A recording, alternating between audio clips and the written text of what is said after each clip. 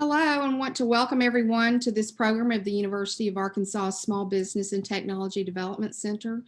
We're happy to present our educational programs to help support small businesses. Please be advised that we are recording the webinar for ASB TDC educational purposes. As a registrant and as an attendee of this webinar, you will be emailed a copy of the presentation, and our recording will be on our website later today at sbtdc.uark.edu in the webinars and presentation page. I'm Julie Preddy, and I serve as Assistant Director of Communications and Events with the ASB TDC and also the Division of Economic Development at the University of Arkansas. I'm here with our presenter, Chris Case, who I will introduce in just a moment. If you don't know about the Small Business Development Center, we're a one-stop shop for startups and existing small businesses. We're also associated with the University of Arkansas and affiliated with the SBA and statewide ASB TDC, as well as their national network of more than 1,000 small business centers. Locally, we offer free one-on-one consulting and programs just like this one, covering relevant topics for business owners. And if you're not already a client of the ASB TDC, we encourage you to visit us at sbtdc.uark.edu.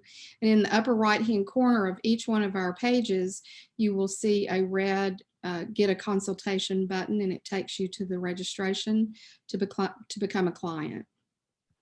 So today we're bringing you Working with Microsoft Excel Data.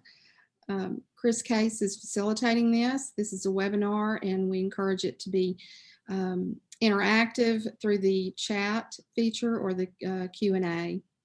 So please do engage with us through either one of those channels. We will monitor and facilitate those questions as we go along. Please note you do have the ability to be anonymous via the Q&A, but not in the chat. And again, we'll be monitoring both. So I'm happy to introduce our presenter, Chris Case. Chris is a specialty consultant with our office on our team with ASB TDC.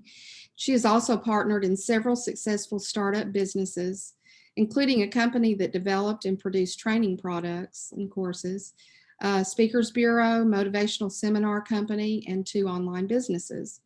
She has spent the last 25 years consulting, facilitating, and coaching. So I would like to welcome Chris, and she can get us started. Great. Well, thanks, Julie. And before I share my screen, I just wanted to make a couple points.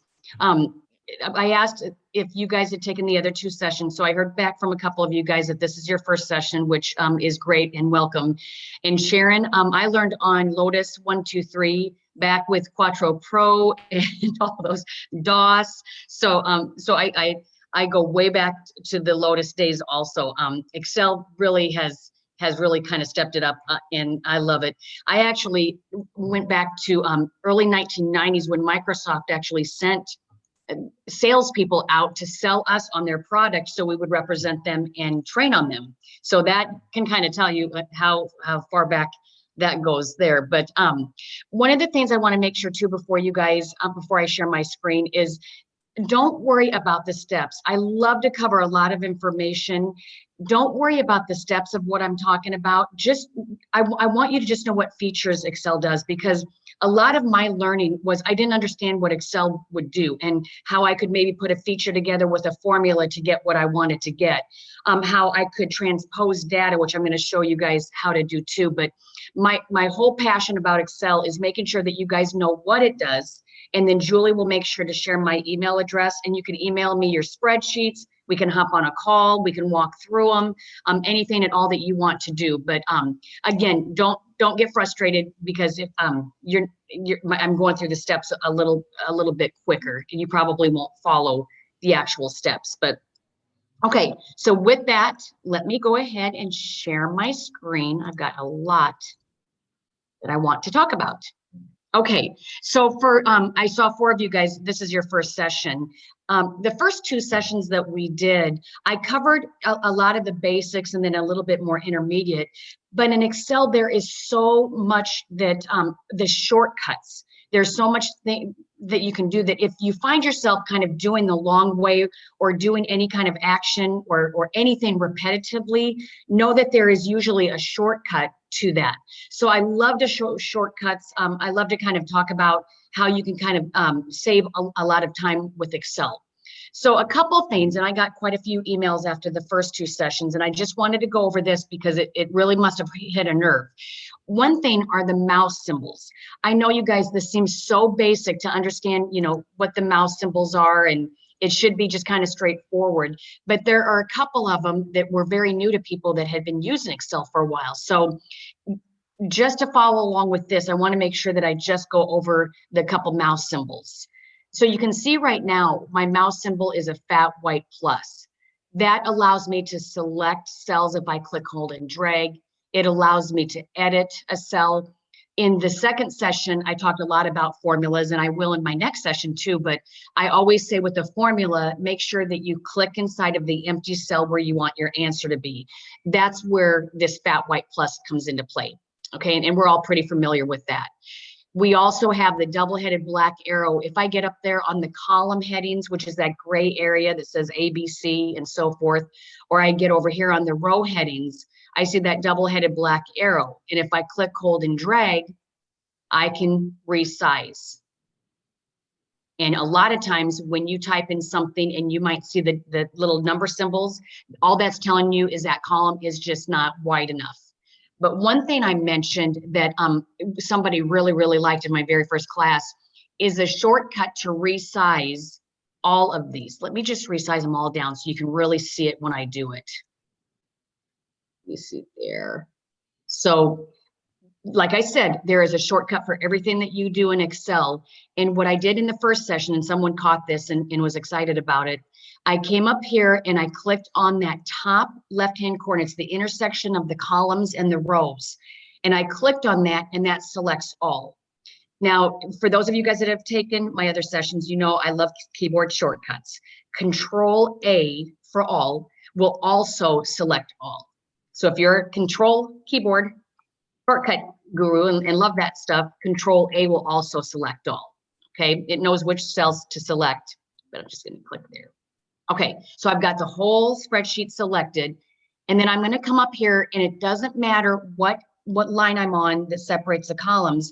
I just need to be on one of those lines, and I double click, and it will automatically resize no matter how big my spreadsheet is, my entire spreadsheet, just one space larger than what it thinks that column needs to be.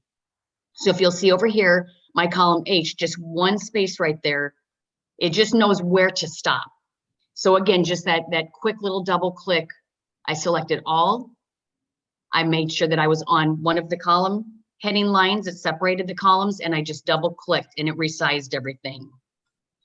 Something else is moving. I had two questions about this. Something simple as moving a column.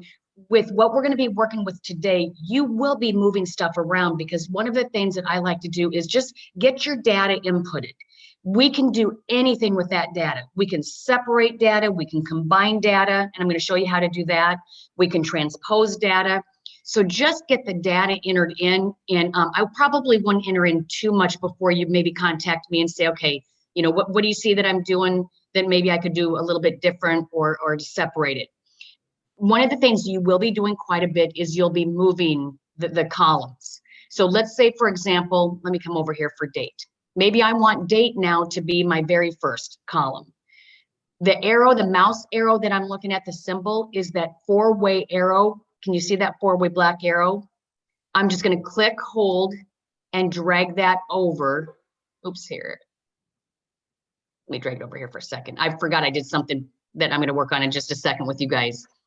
But I just click, hold. Again, I select that column. I get the four-headed black arrow. I click, hold, and drag over. So that's the symbol that, again, that four-way black arrow is the move. And then remember when we were talking about that little tiny auto handle. So if you select a cell, and this is not a good example. A lot of times I do that when I'm doing dates, formulas, and I'll show you guys again this later on with when I do this Farley's Farm spreadsheet. But what you do with that auto handle is it helps you to auto fill in default stuff or even what you guys have typed in. Let me do this. I'm going to show you this because if you guys did not see this in the first class, this is one of the biggest time savers ever. So let's say, for example, I want to type in January, and those are going to be my headings. If I want February, March, April, what I can do is, again, I just need to type in one title. I've got to get on my autofill handle, and I know that I'm there when my mouse symbol is a solid black plus. I'm going to click, hold, and drag, and I can even drag down, but I'm just dragging over to the right. It autofills in the months. You can do days. Click, hold, and drag that over. I'm just going to stop there for right now. You can even do a combination of what you want. So for example, quarter one, I want just QTR space 1. It'll know to pick up on that. The biggest time saver with that autofill handle, and again, you know you're on that autofill handle when you just position your mouse at the bottom right-hand corner of that cell. The biggest time saver is with formulas. So you do one formula, maybe you've got a bunch of columns of data, but you do one formula, drag that autofill handle over, and it will automatically redo the formula for each column. Okay. Again, I could probably do a whole class on that autofill handle, what it does and how you can customize it. Just know again that down at the bottom right-hand corner of the cell, when you position your mouse and you see that black solid plus, you're on the autofill handle, and that helps you automatically fill in data. I'm going to go ahead and highlight all of that. And then selecting, one other thing that I got some questions about was selecting cells. Don't forget the shift key and the control key are 2 shortcut keys to help you select. So if I wanted to select, for example, from cell D2 down to maybe H9 for whatever reason, I can do this. I can also highlight, which is great. But with data, you guys are going to have spreadsheets that have a lot of data in there. And so you might want to click on the first cell, and you're going to have to scroll down for a while before you get to the end. And I'm scrolling down to empty cells right now, but let's say I want to select everything from the first cell that I selected until this cell. What I do is click on the first cell, hold down the shift key, and click on the last cell that I want in my selection process. And that's just kind of empty cells right there, but hopefully you'll get the idea. But it selects everything in between those 2 cells. So let me show you that again. I click on the first cell that I want selected. I hold down my shift key, and I click on the last cell I want selected. That's going to be a great shortcut with you guys with data, because you're not going to have spreadsheets like I'm using right here with just 9 lines of information. You're going to have probably 100 or more lines of information. So it's a great shortcut. And then the control key. If I want to select non-adjacent cells, don't forget that control key. So I selected the first cell. I can hold down my control key, and I'm just going to select some cells. Doesn't make any sense why I'm doing it. I just want to show you that holding down the control key will allow you to select non-adjacent cells. Okay, that's really helpful and handy when it comes to formulas also. 2 other things that we covered in the first couple classes that is going to really be helpful in this class with the data is the wrapping text and the freezing panes. So the wrapping text, let me resize this column H. There's going to be a lot of times where you're going to have a bunch of information, and notice right here inside of cell H3, it overlaps into column I because I don't have any information over there yet. When I start to type information here, it's going to cut it off. So what I want to do is, I know my notes area is always going to hold quite a bit of information. And so I want Excel to automatically wrap that so I can see all the information. So I'm just going to go ahead and select all of column H. I'm doing this instead of just the one cell that's overlapping because I want to kind of auto format those empty cells down the line, because I know I'm going to be entering more information. I know it's going to be overflowing too much, and I'm going to need it to wrap. So I'm going to tell Excel in column H, I just need you to auto wrap everything. So I selected column H. I'm going to come up here to wrap text, and then it automatically wrapped that information. And then now again, Here, let me just, I can't type as fast as I can just push some buttons here. Notice how it's automatically adjusting and wrapping that because I selected all of column H. And then the second one, then we're going to jump into some data here. But the second thing that we went over before is freezing the panes. And what I'm talking about is row number 1. Right now, how I have it as a default, when I scroll, row number 1 with my titles scroll out of sight. With Excel spreadsheets, and when you have data, you're going to probably want to have that first row or maybe the first column kind of stay put. So what I'm going to do is I'm just going to freeze those. There's 2 defaults with Excel. It automatically has an option to freeze the first row. It automatically has an option to freeze the first column. So I don't have to really even worry about where I'm at in the spreadsheet at this point. And what I do is I just come up to View. When I click on the Freeze Panes button, do you see what I'm talking about? It has one option. It knows to freeze the top row. It has another option because those are the most common things that we do when we're freezing panes in Excel. And then it knows to freeze the first column. You can also customize it to freeze anything above or to the right also. But since I just wanted to freeze the first row, I'm just going to click on Freeze Top Row. And now watch what it does. When I scroll down, those titles don't scroll out of sight. So it's just kind of nice because I'm always going to know what column I'm in as I'm entering the data. And then if for some reason I want to turn it off, remember in the first classes, I always said the majority of the time what turns something on will turn it off. So I'm just going to come back up here to Freeze Panes, and there's my unfreeze. Okay, Julie, do we have any questions before I start going through the really fun stuff? Not yet. Okay. And again, you guys, I know. Oh, go ahead. No, everything must be very clear. So. Well, and I know you guys, I'm talking, I always talk kind of fast, and it's a lot of information. Again, don't worry about the steps. That's the easy part. It's knowing that you can do these things, especially with what I'm about to do. Just knowing that Excel has the capability of doing this is really important for that. Okay, so entering data. One of the things that I learned the hard way is you've got to make sure that you try to separate the data out as much as possible. So for example, I've got a column that says first name, last name, address, city, state, zip.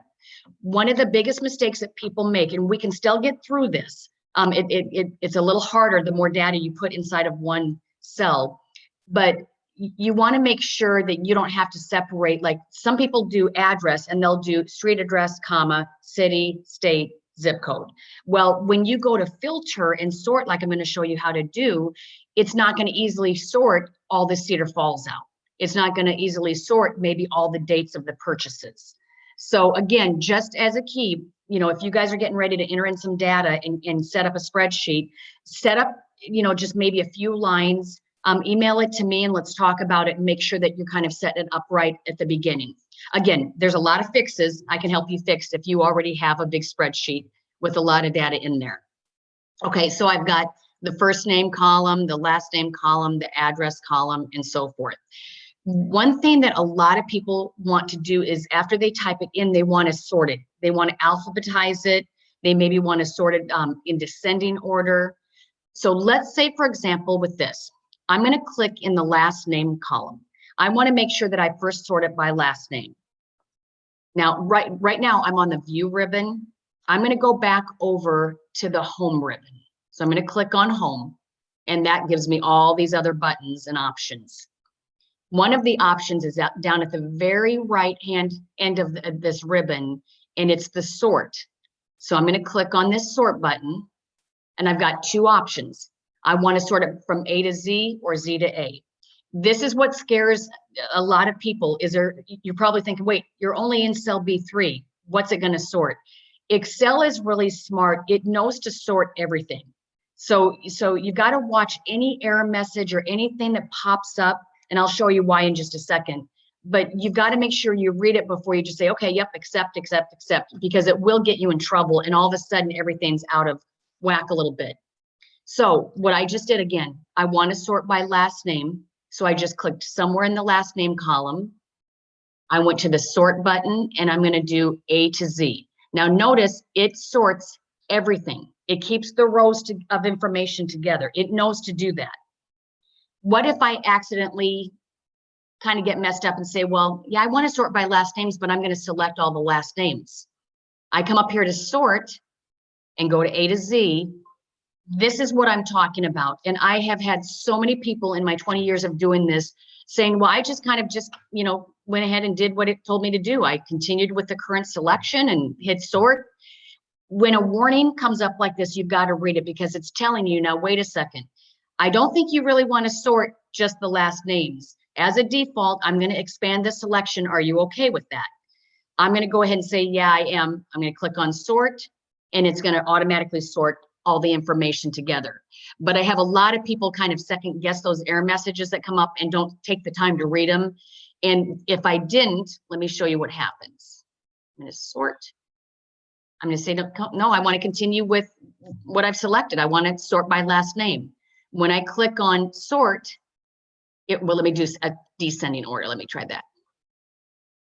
Continue with current selection, sort. It only sorted those. So all the correlating data in that row that goes with that individual did not get sorted correctly. The first class, I think the very first thing that I said is this button up here, up on that title bar at the very top, the undo button will be your favorite button in Excel.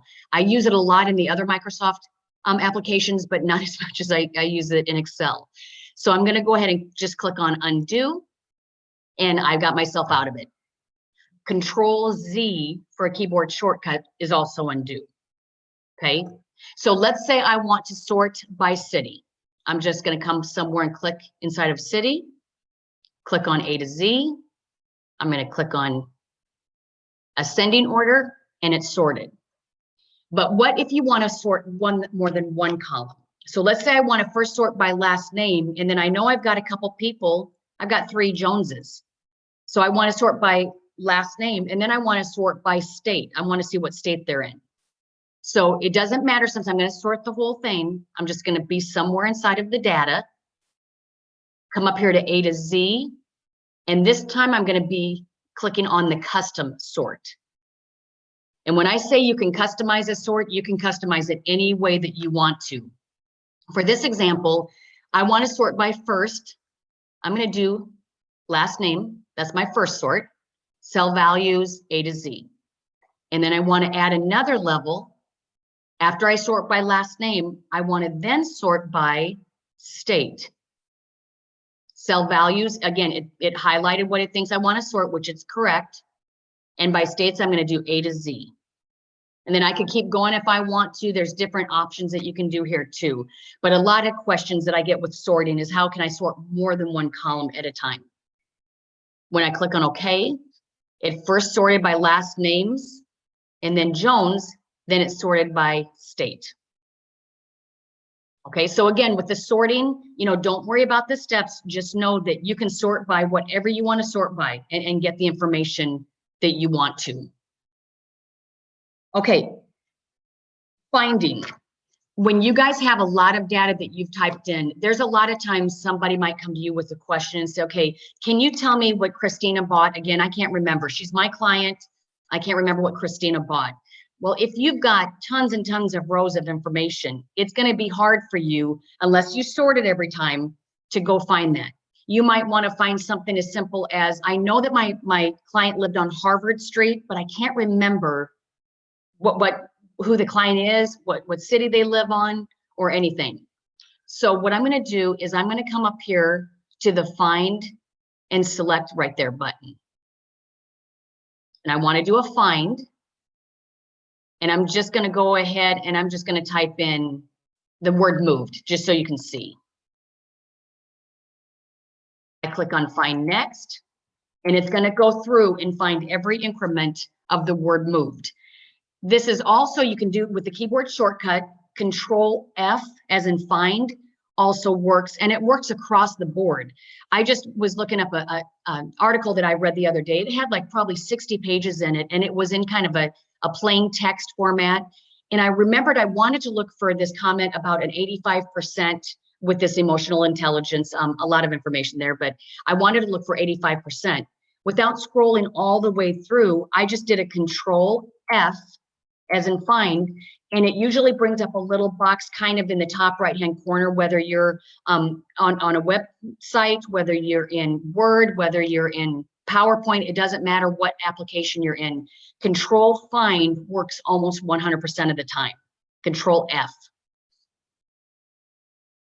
Okay, let's say, for example, here, I want to control, or I want to find and replace.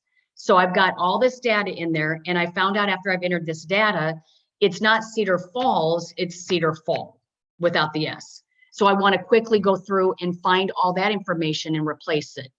Again, I'm just going to click somewhere in here. It doesn't matter what column I'm in. It doesn't really matter. I'm in city and I'm going to search for it. It will make it easier, but that's not, you can change that when you get to the find and replace. So I'm going to come up here to find. This time I'm going to do replace. Let me just kind of move this up a little bit. So find what? I want it to find Cedar Falls, and I want to replace it with Cedar Fall, which actually is not correct, but that's the example I'm going to use. So I'm going to go ahead, and what I usually do, here's another thing that I really recommend that you don't jump into automatically replacing all, because that has gotten more people in trouble by saying, okay, I think I'm right, so I'm just going to do replace all. It replaces every Cedar Falls with Cedar Fall, no matter where it's at in your spreadsheet. So what I'm going to do is I'm just going to do find next. It found my first one. And I just kind of always, I'm just a little cautious in Excel. I'm just going to click on the replace button. Did it do what I wanted it to do? I did. If I feel comfortable with that, I'll do replace all, or I'll just keep on going replace, replace, replace, replace. But again, just kind of steer clear of that replace all until you've tested out what you're replacing and making sure that it looks like it's supposed to look. Again, the keyboard shortcut for find is Control F for find, and you can use that in any application that you guys probably use. Okay, the filter. This is one of the best. Yes. We have one quick question. If you highlight the whole column, will it only replace that column? Nope. So let me show you here. So when I go up to the find and replace, right down here, it's telling me, okay, so first, here's where I'm telling it to find and replace Cedar Falls with Cedar Fall. When you go to options, this will really control what you want it to do. And as a default, it's looking for within the sheet. It's searching by row. So it's going through, and you can't see Excel do this, but it's going row by row by row. If you want to switch it, let's say, for example, you've got a huge spreadsheet, and I know some of you guys probably do, and you just want to search by that column, you can just do by column. So as a default, Excel won't just stay inside that column. It's going to search the entire worksheet all the way line by line by line. And that's just under, so this is how when you do find and replace, it comes up with this window. You just come over here and click on the options button. And you can even do match case. You can do match entire cell. I mean, there's so much that you can do with replacing. Again, it's something that if you guys are going to do that and you have a lot of data, I would love to talk to you before you do it, just to make sure you've got everything set up right. Okay, Julie, any other questions? That was it. Thank you, Chris. Okay, you're welcome. Okay, with data, I think this is one of my favorite things to show you is the filtering. You can filter out anything that you want. So if you want to filter out in between two dates, if you want to filter out just one state, maybe 5 states. Once you have your data all set up in here and you turn the filter button on, it will allow you to do anything possibly you want to filter out just that information that you want. What Excel does is it just displays the information that you're filtering. It's not deleting anything. That always kind of worries people. It's not doing anything like that. All it's doing is it's just displaying the information that you have filtered on, and then you can print it, you can email it, you can save it, whatever you want to do, but it's not getting rid of any data when you filter. Okay, so to filter, I'm just gonna, again, doesn't matter where I'm at, I'm gonna click in any cell. I'm gonna come up here, excuse me, on the sort button again, and this time I'm going to click on filter. When I do, notice it puts those little tiny drop-down arrows beside each column. Now, if you insert a column, this is a question that I get a lot. If that new column doesn't have a filter button on there, you might have to go back up and turn filters off. Oops, there we go. Turn the filter off and then turn it back on again. So when you turn the filter on, it knows the columns that are there and it knows the headings that are there. And so it automatically puts a drop down arrow beside each heading. If for some reason you guys add more and you don't see the filter button up there, all you need to do is just turn it off, turn it back on again. Okay, so here, there's a filter button for each column. Let's say, for example, one of you guys came to me and said, I just need to know all of my Iowa clients. I'm going to click on the drop down arrow right beside state. Down here, it has everything listed. I'm just going to just deselect all of it, select Iowa, and okay. And again, it's just pulling out my Iowa information. Notice again, it's not deleting anything. So it pulled out row 3, 5, 7, or 6, and 7. It's just hiding the rows that doesn't contain the Iowa data. And then at this point, if I wanted to, I could come in here and maybe I want to sort A to Z. So I can set this up any way I want to. I can print it out. I can email it. And then if I want it all back, you'll notice right now that the filter button beside state, it has the drop down arrow, but then it has another little like funnel in it. I can tell and I can indicate by that little button, that symbol, that that's what I filtered on. Hopefully I'll remember I filtered on Iowa, but I'm just gonna come up here and then I'm gonna go ahead and maybe select all again, or I can just clear the filter. Okay, let me do that again. Let's say I want to pull out all of my Jones, my customers that have the last name of Jones. I'm going to click on the drop down arrow beside last name. And for me, I always just come in here and just deselect it all, especially if I just want a couple things. I'm going to click on Jones and okay. And there's just my Jones. And then again, I can tell that I filtered on Jones because that button looks like a funnel now with a drop down arrow. And that just indicates that's what I have filtered. Let me just do clear filter. Now, if you want to do even more, I mean, again, maybe I just want to pull out all my Jones that live in Iowa. I come up here. You can do anything that you want. I'm going to click on Jones and okay. So I've got all my Jones, but now I want to pick out just my Jones from Iowa. So once you enter in the data, it can be inventory, it can be Christmas cards. I mean, it can be anything that you want to have data like that. You want, like for my example here, I want people's first names and their last names and their addresses. Anytime you're collecting data like that, you can come in and just type it in and manipulate it just about any way that you want. So let me come up here, clear this state. And I could do this another way. I'm wanting to walk through the same steps over and over with you guys. Okay, now for filtering, again, I wanted to introduce you guys to filtering, but I also want to show you that there are so many other types of filter that you can do. So for example, let's say I want to do in between two dates. I want to pull out maybe all of my 2020 sales, for example. I'm going to come up here and click on the drop down arrow beside the date. I'm going to do date filter. And if you come over here, look at everything that you can do. I can customize and filter out information before and after a date if I want. I can customize and pull out all the information that I've got down for tomorrow, today, yesterday, next week, this week, all the way to maybe last month, quarters, or even year.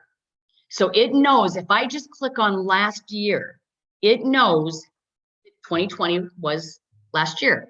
I mean, Excel really knows what it's doing in most cases. But it's so easy once you've got this entered in to come back in. Let me clear the data again. Let me say I want this year. I'm going to come down to data filters and all the way down to this year. And there's all my sales for this year. And then I can manipulate that data any way I want. Maybe I want to sort it by last name or state. I can then do whatever I want to with that data at that point. Let me just clear the filter there. Let's see. So again, with the filtering, you'll notice this drop down arrow. For those of you guys that took the class last time, I think it was a couple weeks ago, we talked about pivot tables. In pivot tables, and I'm going to try to show you one of those at the end here, but in a pivot table, you'll see these filter buttons pop up in the pivot table, in the group, if you're grouping information. There's all kinds of more advanced features in Excel that will automatically put those filter buttons in there for you. And I'll show you in the pivot table how that works. But again, just know when one of those pops up, Excel is allowing you to filter out just specific information from that column or that row. And then if I, for some reason, want to turn the filter buttons off, it's not hurting anything by keeping them on. I usually just keep them on. They don't print. But if I do want to turn them off, I just come back up here to my sort and filter. And see how that button looks like it's pushed in? I'm just going to click on that. Okay. So again, in Excel, what usually turns something on almost always turns it off, the same exact steps. Okay, text to columns. Let me click on here. What I did this time, I actually have a lot of my information that I want to cover within this one worksheet. It might not make a whole lot of sense or within this workbook, but it's everything that I wanted to show you so I didn't have to unshare my screen and then reshare it again. Okay, so I'm going to come down to columns to text. Here's what's going to happen with a lot of you guys is you might combine too much information together and you might want to separate it. Or you might have separated information and you want to combine it, okay? So for whatever reason, I want to show you guys how you can easily do this so you know that you can do it. No matter how you enter in the data, there's almost 99% chance we can get it separated or combined the way you want to. So let's say, for example, here, for whatever reason, I want to add another column and I want to add these names together. So I'm going to go up here and I'm going to right click and insert because I want to insert an empty column. What I'm going to do is a text formula, and I'm going to do that in the formula session in a couple weeks also, but I'm going to do a text formula. So not only can you do formulas with numbers, you can actually do formulas with text. So here, let me make this a little bit wider. So I'm going to type in here, I want full name, okay? Because if I'm going to print this out, I mean, there's different things that and different reasons why you might want to do this, but it's not all even. So when you print it out, it might be some extra spaces and you might want it to look a little bit nicer. You might want to add a comma in information. Okay, so I'm just going to do this for this example right here. The formula is equal, because anytime you want to start a formula, you've got to type in the equal. That indicates to Excel that you're starting a formula. I'm just going to click on, I want cell A2, and then I'm going to do the and, quotation mark, space quotation mark, and I'll explain all this. The and, space. So what I'm doing with the text formula, even though it's text, I still had to type in the equal, but what I'm telling Excel is I want you to take cell A2, add it with a space, and B2. So it's Chris space case. So when I hit enter, that's what it did. And then if I like how it did it, what I'll do again, remember that autofill handle? I'll click hold and drag it down and it will automatically combine all of that. Let me do this again. Here, let me delete. Let's say, because I can see a lot of you guys with wanting to add commas. So for whatever reason, let's say I want to do a formula. I want to take case, and then I want to do a comma. Anything within the quotation marks is what it will type. If you want a space, you type the space. If you want a comma, you type the comma. So the quotation marks just means this is what you want in between what you're adding. I'm going to click on Chris. Oops. Oh, I didn't duplicate right there. And let me redo this. And I was getting too excited about this. Comma. And so what I'm telling Excel is I want you to take the last name, then put a comma, and then I better put a space here. I forgot the space. Then put a space and the first name. Okay. So again, equal starts a formula. I selected the first cell that I wanted in my addition formula. I did the and symbol, quotation marks, and in this case, I did a comma with a space, or I would have just done a comma without a space. That's why I usually just do one and make sure it looks good. And then I want to add it to A2. There's just a comma there. And it automatically does that. Okay. If for some reason, and again, I know I'm kind of jumping 10 steps ahead on this, but I want you to know that if for some reason you want to then just keep this and get rid of the name, first name and the last name column, what happens is because this is a formula, if I delete the source of where this formula is coming from, it's going to say, wait a second, I don't have any data there but the comma.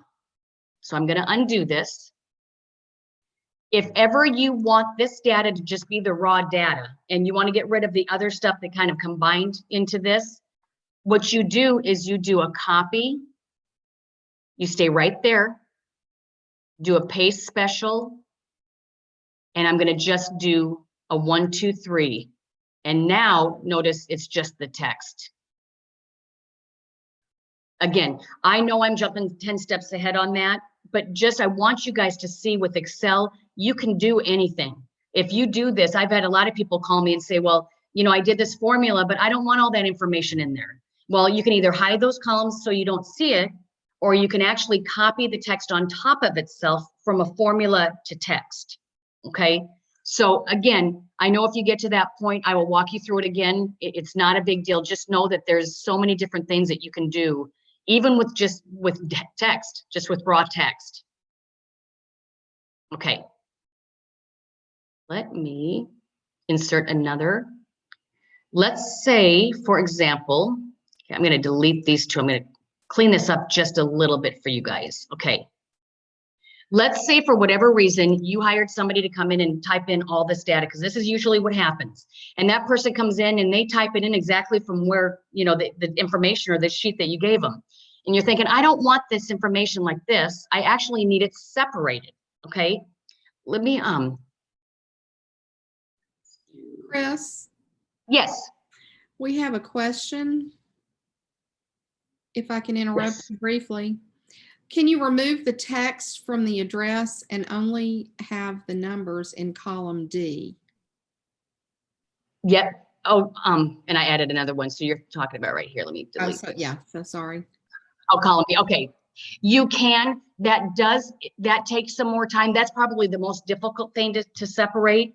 Let me show you what I did here, because this is going to help you with what you're talking about. Okay. So notice what's so hard about that question is right here, the text, there's numbers, and then there's 3 numbers and then a space, 2 numbers and a space, 4 numbers and a space.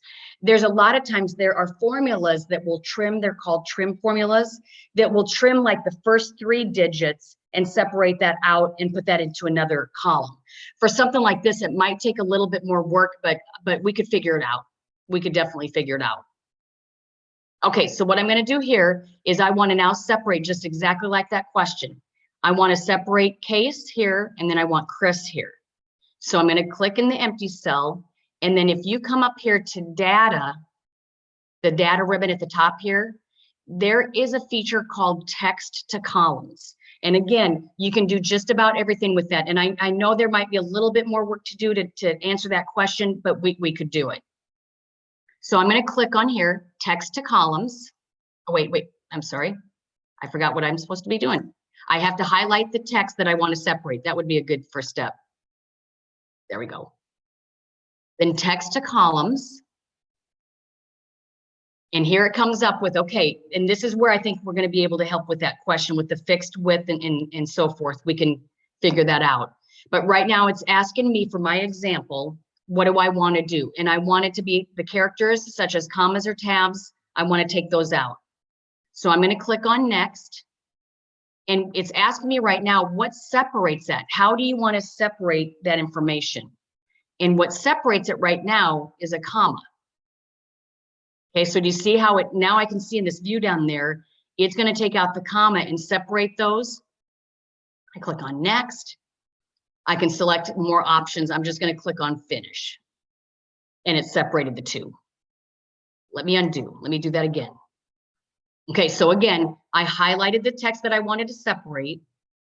I came over here to text to columns. I'm leaving it delimited. And next. Here's the key. So what's the delimiter? What is separating it that you want to take out? For me, it's the comma. And then I'm just going to click on finish. And it separates that. So again, you guys, I have so many people that have wasted literally probably millions of hours going in and manually doing that. There's features, there's formulas, there's filters. There's so many things that you guys can do to separate that. So anytime you find yourself doing the same thing over and over again that seems redundant, I promise you in Excel, 99% of the time, there's something that can help you do that. Okay, and so whoever had the question about this example right there, make sure that you email me and we can work together to figure that out. Okay, so that's filtering and then texting to columns. Let me do the trans, because this happened just the other day with somebody and they had a lot of data in there. They didn't like how they set it up.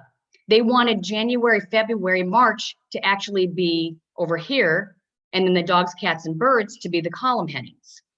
I'm going to first kind of down here at the right-hand corner, I'm going to view and change the view to about 200% there. Okay. So what you can do is you can actually copy and transpose. What Excel calls is transposing the data. So I'm going to highlight the cells of the information. I'm leaving out the title because I don't need to transpose that. That's going to stay put. I need to transpose my titles and all the numbers that correlate with the titles. So I'm going to come up here and click on comma. I'm going to click on home. I'm going to click on copy. I say comma, I think copy. I've got commas on the mind. And then I'm going to click down here in an empty cell. Did not do that. Let me try it again. Copy. Oh, wait, I'm sorry, you guys. That's Format Painter. There we go. Okay. These two, I always go back and forth. I've got a program I'm using right now that painter now is a copy, that little paintbrush. So it's easily confused with me. But so what I did again, let me back up because that might have been confusing. I'm going to highlight the cells that I want to transpose. And then I'm going to come up and click on copy. I would have probably been safer to do the Control-C, which is what I usually do. Then I'm going to come down here and I'm going to put it right inside of this worksheet so you can see it firsthand. A lot of times I'll actually add another worksheet and put it on another worksheet. But I'm going to come up here now to, there's the paste button. That paste special has a lot of different options in there, and a lot that I can familiarize you with in the next class when we do the formulas. One of the buttons right there is called Transpose. Again, remember when you hover on it, it will automatically kind of show you what it's doing. I'm going to click on Transpose and look at what it did. I'm going to just hit escape so it gets those little disco dancing lights off there. So it completely switched my data. So like I said before, if you guys just start entering your data, don't worry right away. I mean, don't get too much entered in, but don't worry right away with how you're entering it. Get it entered, get a hold of me, and then we'll figure it out. If we need to transpose it like I did right here, we'll transpose it. So I didn't like the months as the columns. I wanted my items, my inventory. Okay. Let me just show you one more time. I'm going to highlight the cells that I want to transpose. Gosh, me and my mouse today. I'm going to come up to copy. I'm going to click in an empty cell, so it's where it has space to transpose itself. And then I'm going to click on the drop down arrow beside paste. And I just know, because I've done it 1,000,002 times, that button is right there. It's the second row, the farthest one to the right. Transpose. And there you go. So again, with data, there's so many different ways that you can kind of adjust it. What I want to end, and then I'm going to leave some time for questions, but what I want to end with is the pivot table. Oops, here. There we go. Okay. So Julie, can you see my pivot table with, or my information with Annie's farm? Yes. And okay, perfect. Okay. So what I wanted to show you guys, that last but not least, is the pivot tables, because it is a way to, again, maneuver and manipulate the data that you type in. And pivot tables is probably the #1 feature that is used in Excel to do that. So once again, I could kind of do this, you know, and take a few steps to get this data to where I want it to get to, or I could use the pivot table. So I've got all these dates, all these purchasers. They bought seed and fuel. This individual bought pea seed, and then the quantity. Okay, so what I want to do is I want to quickly take that data and manipulate it into almost kind of a report, if you will. So I'm just going to click somewhere inside the data. Up here on the insert ribbon, the very first button is pivot table. And then there's so many things I could do here, you guys. I could grab data from maybe Access or another workbook. I can do whatever I want. I can move it to external. But as a default, I usually just keep the defaults, because they're pretty much what I want to do the majority of the time. You know, I've already had it select in the table. I wanted to put it in a new worksheet. A new worksheet. I don't want it to put it right here in this empty area. So I'm just going to leave the default. I'm going to click on OK. And then when you get to this point, this is where everybody kind of panics and says, okay, now what do I do? This is so easy to kind of move stuff around. And if you get something wrong, it's not a big deal. It's on a separate sheet. Notice at the bottom, it says sheet 4. I'm not messing with my original data. I'm not going to mess up my original data. This is just a whole nother sheet displaying the information. So what I want to do, and I've got a good example I wanted to do right away here with you guys. I'm going to go ahead and just drag over the date. I'm going to put that actually down here. So the date in the columns. Okay, let me drag it again. There we go. And then I'm going to do the purchaser down here in the rows. And then the quantity down here in the values. So I'm going to undo the quarters and the date. Wait. The years, here we go. Okay. So again, you can either drag any of these fields down here. It's telling you, what do you want to filter? What do you want is your row headings? What do you want is your column headings? And what do you want is your values? Well, that might not be exactly what I want. So what you can do is just, and you'll find kind of what you like the best, but kind of you can move everything around if you want. Maybe I want the purchaser down here. Maybe I want, here, let me add some more. I deleted it. See, again, I can mess up 1,000,000 times on the pivot tables, and it is not a big deal whatsoever. Quantity down here. And then what did I think I had my description over here.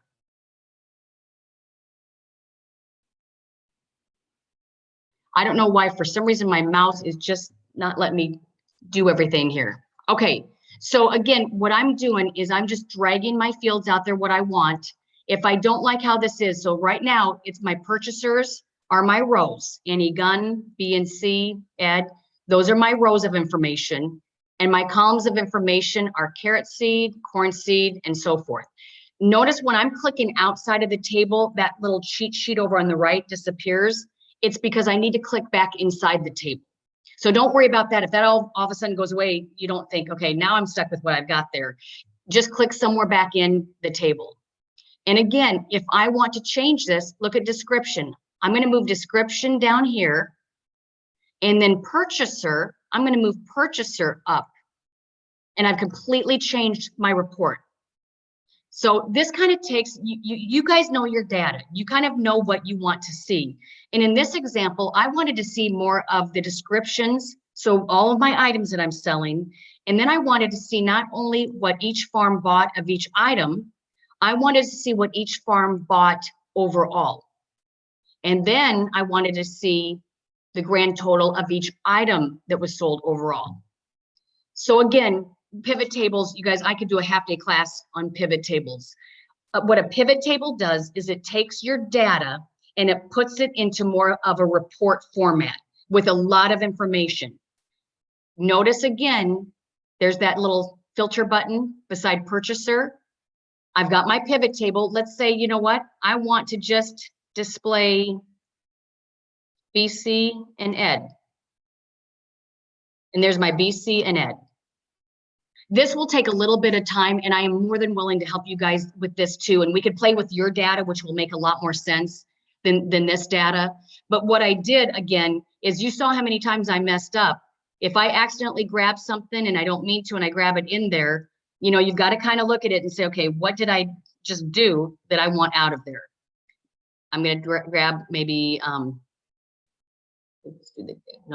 let's do purchaser out of there. Maybe I want the bean seed. How many customers bought it? 3. This is the total. The carrot seed and how many customers bought it. Okay. So again, don't worry about the steps and do not worry about the pivot table and everything that goes into that. Just know once you have all of your data in there, you can very easily maneuver that information, not only manually, like I showed you with all those features, but you can use features like the pivot table. There's also a subgroup. There is all kinds of different splitting. There's all kinds of different features that you can use to get the data where you need it to get. Okay. Let me see. So Chris, we have just a couple of minutes left. Perfect. In the session today. So if there are questions, if you'll enter those in the chat, or and I've been entering the in the chat Chris's email, where you can email her and for additional information or questions. But if anyone has something right now that would be good for the whole group, go ahead and ask it and we'll take care of that. And I can stay on too, so don't worry about the time. Okay.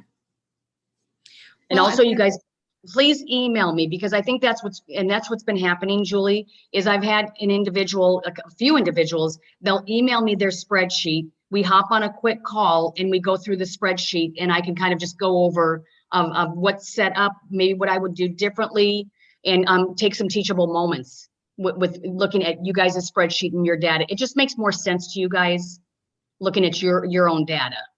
That's great. That's great. One quick thing, is there a way to use a function for adding 20%, say, yes, in and that, columns? Yep, and that's a formula. And so I'm going to delete this. Okay, so the formula, what I would do here is I'm just going to do an equal, and just say for this example, it's not going to make a whole lot of sense. I'm going to take this and I'm going to multiply it by 20. There's the 20%. And then what I want to do here is, and I'm not sure if this is what you want to do, you want to add those two together. You would just do another formula and sum those two together. Oop, hit escape. Did that answer the question? But again, what I did was I took one cell and then I multiplied it. I think I did that right. I'm not an accountant, you guys, but by the 0.20, and there's 20% of that. And I can, even if I want to change it too, I can change the number formatting of it too. Great. Thank you. I'm going to go ahead and share some information, some contact information for everyone in the group. We want to thank you for being here today. And Julie, I don't see that slide with all the it's, content. it's coming, I hope. Oh, good. Okay. Just 1 second.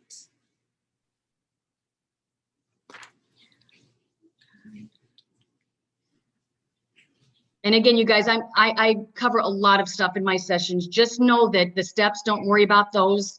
That's what we can help you with, just what all Excel can do for you. So again, I know that was a lot. Great information. I always enjoy these because I learn so much. I am not an Excel nerd, so this is always great for me. But I want to thank everyone for being here. And again, the recording of this webinar will post later today on our website at SBTDC. And so if you visit the website at sbtdc.uart.edu, you can view that and review the information. Also, you will receive a brief survey, and I would really encourage you to fill that out because that helps us continue to serve you and to bring quality programs. You will find a complete listing of our workshops, again, on our website. I've mentioned that in the chat a couple of times. Or you can scan this QR code and it will take you right to our event page. You can sign up for notifications, and then we also post on all the social media channels that you see here.